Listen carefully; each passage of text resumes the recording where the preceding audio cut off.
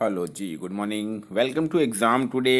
Friend, 18 September 2024ના relative current અફેર્સની discussion આ વિડીયોમાં આપણે કરવાના છે. તો છેલ્લે સુધી વિડીયો સાથે બની રહેજો. કરંટ અફેર્સ ઇમ્પોર્ટન્ટ ટોપિક છે, દરેક એક્ઝામમાં પ્રશ્ન પૂછવામાં આવે છે. મિત્રો, ટોપિક પર આવીએ. 18 સપ્ટેમ્બર 2024, ક્વેશ્ચન નંબર 1 છે, હાલમાં વિશ્વ ઓઝોન દિવસ ક્યારે મનાવવામાં આવ્યો? તો ફ્રેન્ડ, વાત એ છે વિશ્વ ઓઝોન દિવસની, એ દર વર્ષે 16 સપ્ટેમ્બરે મનાવવામાં આવે છે. બરાબર, ઓઝોન પરત હોય છે મિત્રો. 1995માં એની શરૂઆત થઈ છે. ક્યારે થાય છે? 1995માં આની શરૂઆત થાય છે. 1995થી 16 સપ્ટેમ્બરે ભારતમાં વિશ્વ ઓઝોન દિવસ અને દુનિયાભરમાં ઓઝોનના સંરક્ષણ માટે આંતરરાષ્ટ્રીય દિવસના રૂપમાં મનાવવામાં આવે છે. ઓઝોન સંરક્ષણ માટે આંતરરાષ્ટ્રીય દિવસ છે. બરાબર. તો મિત્રો, ઇમ્પોર્ટન્ટ ડેટ્સની વાત છે તો હાલમાં 15 સપ્ટેમ્બરે નેશનલ એન્જિનિયર્સ ડે, 14 સપ્ટેમ્બરે વિશ્વ પ્રાથમિક ઉપચાર દિવસ, 13 સપ્ટેમ્બરે વિશ્વ સેપ્સિસ દિવસ, 12 સપ્ટેમ્બરે international day four south south cooperation, 11 સપ્ટેમ્બરે રાષ્ટ્રીય વન શહીદ દિવસ, 10 સપ્ટેમ્બરે વિશ્વ આત્મહત્યા રોકથામ દિવસ, 8 સપ્ટેમ્બરે આંતરરાષ્ટ્રીય સાક્ષરતા દિવસ મનાવાયો. તમામ દિવસ ઇમ્પોર્ટન્ટ છે. હાલમાં કોણે ભાસ્કર પ્લેટફોર્મ લોન્ચ કર્યો છે? તો ભાસ્કર પ્લેટફોર્મ કોણે લોન્ચ કર્યો? તો મિત્રો, એ કર્યો છે DPIIT. બરાબર, DPIIT દ્વારા ભાસ્કર પ્લેટફોર્મ હાલમાં લોન્ચ કરવામાં આવ્યો.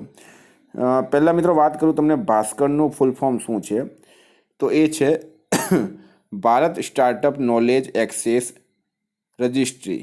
શું છે? Bharat startup knowledge access registry ભાસ્કરનું પૂરું નામ છે. એને કોણે લોન્ચ કર્યો છે? તો DPIIT દ્વારા લોન્ચ કરવામાં આવ્યો.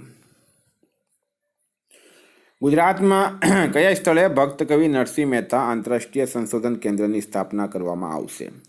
તો ગુજરાતમાં થઈ ગયા છે નરસિંહ મહેતા.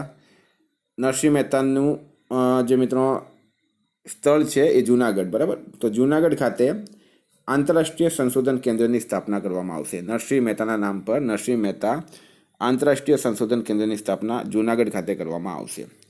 મિત્રો, વાત કરીએ હવે આપણે ગુજરાતની, તો ગુજરાતના CM છે ભૂપેન્દ્ર પટેલ, રાજ્યપાલ છે આચાર્ય દેવવ્રત, ગુજરાતનું કેપિટલ છે ગાંધીનગર. હાલમાં ભારત અને કયા દેશે વિદેશ કાર્યાલય પરામર્શનો 7મો સંસ્કરણ આયોજિત કર્યો? ભારત અને કયા દેશ દ્વારા વિદેશ કાર્યાલય પરામર્શનો 7મો સંસ્કરણ આયોજિત કરાયું? તો મિત્રો, રાઈટ આન્સર છે આની અંદર અર્જેન્ટિના. ભારત અને અર્જેન્ટિના રાઈટ આન્સર થશે. હવે અર્જેન્ટિના, તો વિદેશ કાર્યાલય પરામર્શનો 7મો સંસ્કરણ અર્જેન્ટિના સાથે થશે. તો અર્જેન્ટિના વિશે મિત્રો આપણને માહિતી હોવી જ જોઈએ. અર્જેન્ટિનાનું કેપિટલ છે બ્યુનોસ એઇર્સ. બરાબર, બ્યુનોસ એઇર્સ. સ્પેલિંગ કહું તો BUENOSAIRES એનું કેપિટલ છે. કરન્સી છે અર્જેન્ટિના પેસો અને પ્રેસિડેન્ટ છે ઝેવિયર મિલેઈ. વિદ્યાર્થી મિત્રો, સ્પેશિયલી ગુજરાત હાઈકોર્ટ પટાવાળા પોલીસ કોન્સ્ટેબલ PSI LRD માટે એક્ઝામ ટુડેનું લેટેસ્ટ એક વર્ષનું કરંટ અફેર્સ સાથે Olympic Paralympic Covid IPL GI tag બદલાયેલા નામ ભારત ગુજરાતના વર્તમાન પદાધિકારી પુસ્તક લેખક company CEO brand ambassador awards GK sports GK G20 summit T20 world cup FIFA world cup election GK Ayodhya GK જેવી ટોટલ ટોપિક વાઇઝ 35થી વધારે કરંટ અફેર્સની PDF, છેલ્લા એક વર્ષની લેટેસ્ટ કરંટ અફેર્સની PDF, 10,000થી વધારે પ્રશ્નોનો સમાવેશ. તો PDF માટે માત્ર ₹250 9510411961 પર ગૂગલ પે, ફોનપે, પેટીએમ કંઈ પણ કરો, સ્ક્રીનશોટ મોકલી આપો, 2 મિનિટમાં PDF મળી જશે. ફ્રેન્ડ, 4 વર્ષથી આપણે કરંટ અફેર્સના ક્ષેત્રમાં છે અને એક અલગ લેવલથી આપણે કરંટ અફેર્સના પ્રશ્નો લાવીએ છીએ. એક્ઝામની અંદર ખૂબ જ વધારે ફાયદો થાય. હાલમાં કોણે ભારતીય હલકા એટલે કે લાઇટ ટેન્ક જોરાવર, એક લાઇટ ટેન્ક છે મિત્રો જોરાવરના ફિલ્ડ ફાયરિંગ પરીક્ષણોનું પ્રથમ ચરણ સફળ આયોજિત કર્યું? તો DRDO, defence research and development organisation right answer થશે. કોના દ્વારા લખાયેલ પુસ્તક તમિલ ગામ મેં શ્રીરામ એક અવિભાજ્ય બંધનનું વિમોચન કરાયું? તો એક પુસ્તક આવ્યું છે મિત્રો તમિલ ગામ મેં શ્રીરામ એક અવિભાજ્ય બંધન. આ પુસ્તકનું વિમોચન થયું છે. એના લેખક કોણ છે? તો એના 2 લેખક છે, ડૉક્ટર DK હેમાહરી અને DK હરી. આ બંને અલગ અલગ વસ્તુ છે મિત્રો. બરાબર, અલગ અલગ વ્યક્તિ છે. ઉપરના બંને આમાં રાઈટ આન્સર થશે. હાલમાં SIIMA 2024માં બેસ્ટ એક્ટ્રેસનો પુરસ્કાર કોણે જીત્યો છે? SIIMA 2024માં બેસ્ટ એક્ટ્રેસ તો ફ્રેન્ડ રાઈટ આન્સર શું થશે આમાં? તો બેસ્ટ એક્ટ્રેસ બની ગઈ છે ઐશ્વર્યા રાય બની છે SIIMA એવોર્ડ્સમાં. મિત્રો SIIMAનું ફૂલ ફોર્મની વાત કરીએ આપણે હવે. ફૂલ ફોર્મ શું છે?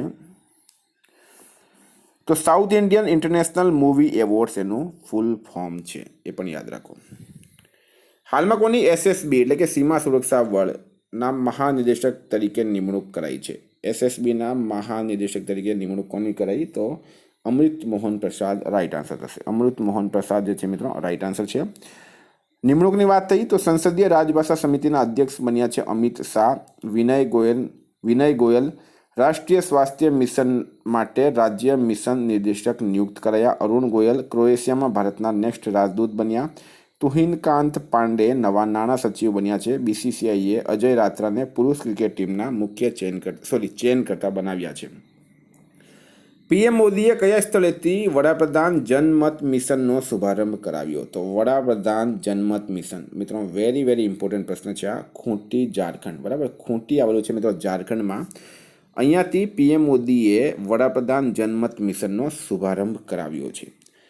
PM મોદીએ ક્યાં વૈશ્વિક અક્ષય ઉર્જા નિવેશક સંમેલનનું ઉદ્ઘાટન કર્યું? તો મિત્રો એ કર્યું છે ગુજરાતના ગાંધીનગર ખાતે. હાલમાં વડાપ્રધાન નરેન્દ્ર મોદી ગુજરાતની મુલાકાત આવ્યા હતા. એમણે વૈશ્વિક અક્ષય ઉર્જા નિવેશક સંમેલનનું ઉદ્ઘાટન ગાંધીનગરમાં કર્યું છે.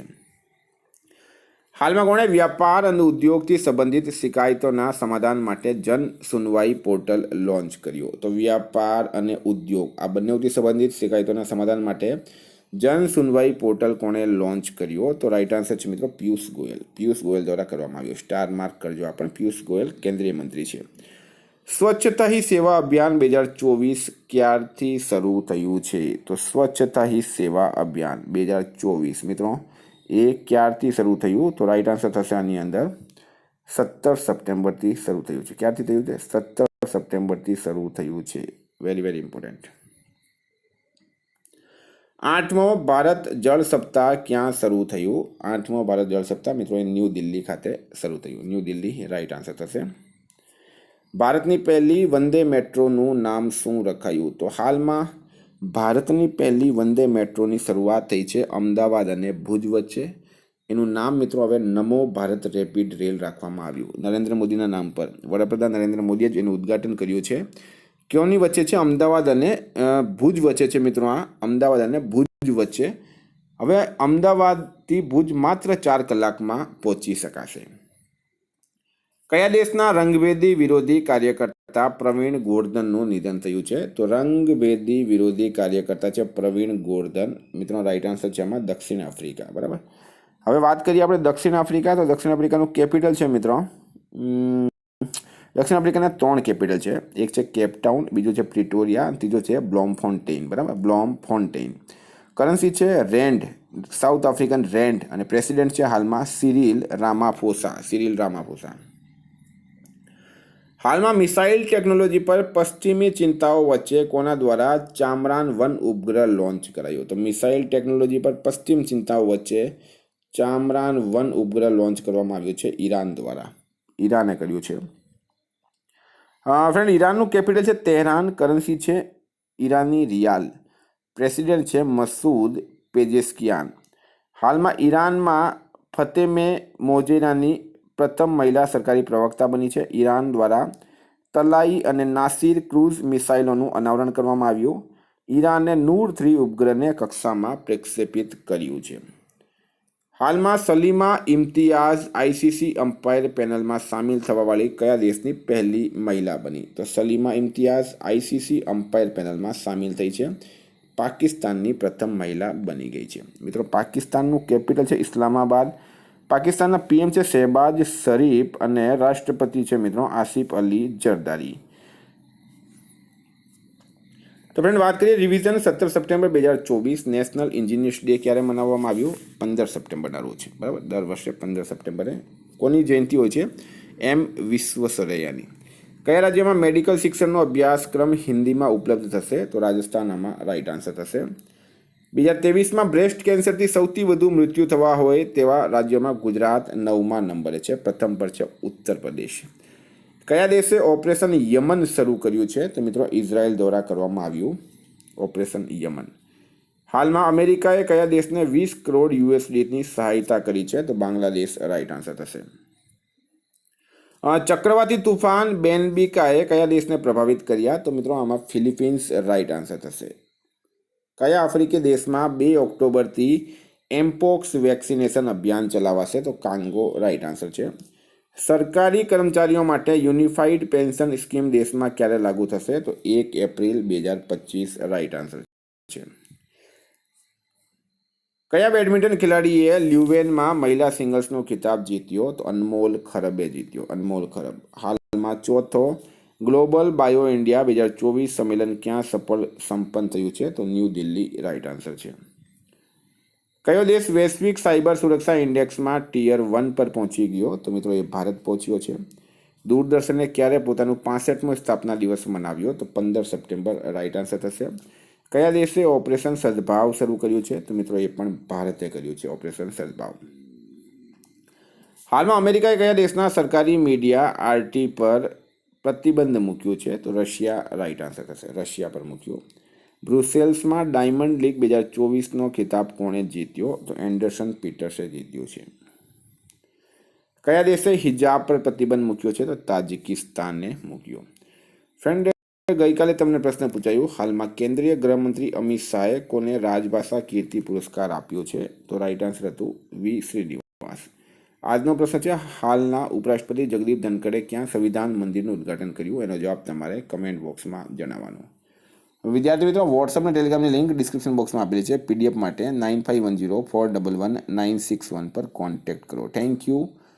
ફરી મળીશું આ વિડીયો સાથે. જય હિન્દ.